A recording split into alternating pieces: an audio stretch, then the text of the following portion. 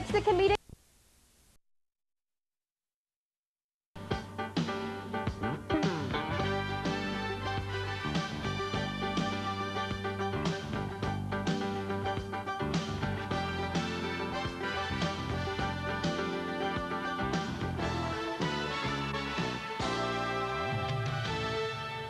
Thank you and welcome to the show this morning.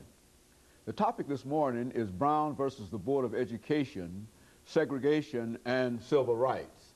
We're fortunate to have with us to talk about the Brown decision of 1954, segregation and the civil rights movement that flowed out of the Brown decision, Dr. RMitchell2, a professor at Fisk University and an individual, Dr. Mitchell, I might say, who has made a tremendous contribution to comments from Dr. James Haney by the many shows that we've had an opportunity to deal with you. Dr. Mitchell, let's see if we might be able, before we start today talking about Brown v. Board of Education and the civil rights movement, let's have you to give us some information about your background, your education, and some of the things that were important in terms of leading you to where we are today. Well, Dr. Haney, it's certainly been a pleasure to have been asked on so many occasions to be able to enter the conversation and dialogue with you over the last, I guess, 15 years now. Actually, this year I celebrated my 25th anniversary at Fisk. I've been at Fisk for 25 years. I did my undergraduate work at Fisk. My degrees are from Tennessee State and Middle Tennessee State and postdoctoral studies at Harvard. But for 25 years I've served a myriad of capacities at Fisk. But I've always been in the classroom.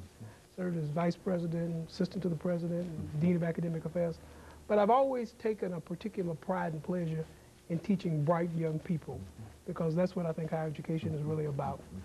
Dr. Mitchell, you know, what we've tried to do over the last 4 or 5 shows is to recognize that May the 4th of 2004 is the 50th anniversary of the Brown versus the Board of Education decision of Topeka, Kansas in 1954.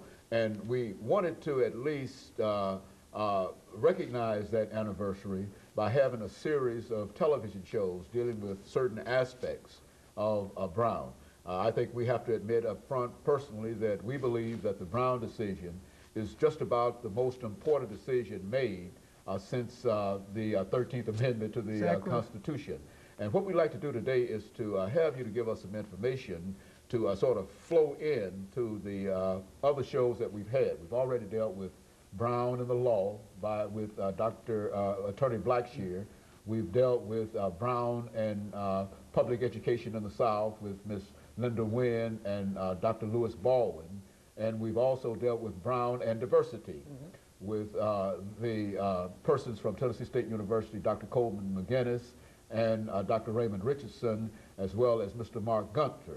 And so in a real sense, you represent the 4th attempt at Brown versus the Board of Education dealing with civil rights, simply indicating that not only do we wish to celebrate the 50th anniversary, but we recognize the significance of this decision, not only in diversity, but almost in every aspect. And so let's have you to start talking about one important element in Brown, and that is the separation of the races. Well, Brown attempted to remedy what had been standard in the United States even before it was the United States. That is the separation of people by race. Initially, African Americans were enslaved. And during that enslavement, it was very important to deny certain aspects because it's difficult to keep people enslaved when they're educated. So in the colonial period, in the period before the Civil War, there were laws opposing education for African Americans. So that had become ingrained in America. Even after the Civil War, the great victory which would bring about with the 13th, 14th, and 15th Amendments, ideally it brought about the end of legal slavery. It made me free, but unfortunately it didn't make me equal. It didn't give me any parity. So in a South and in a North, after the war, there's still a separation of people based upon race, a denial of opportunity. This had been the de facto case, and then you have the very, very famous case of Plessy versus Ferguson. People can be separated based upon race. How much black blood makes you subject to be a Negro? 1 drop, 1 degree. What Plessy said was it established the principle the really un-American principle of separate but equal. How can you really have things separate but equal? From a common sense standpoint, that just doesn't work out, especially when you expect the majority group to provide equally for the minority group. So Plessy versus Ferguson established constitutionally the separation of the races and second-class status for African Americans.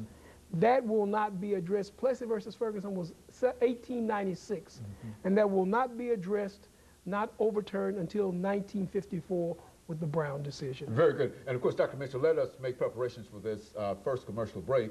And when we come back, I think you have us in the Plessy era.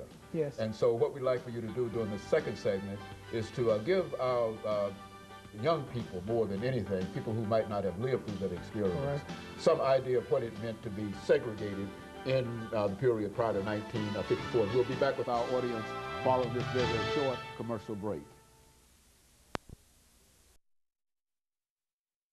The topic is Brown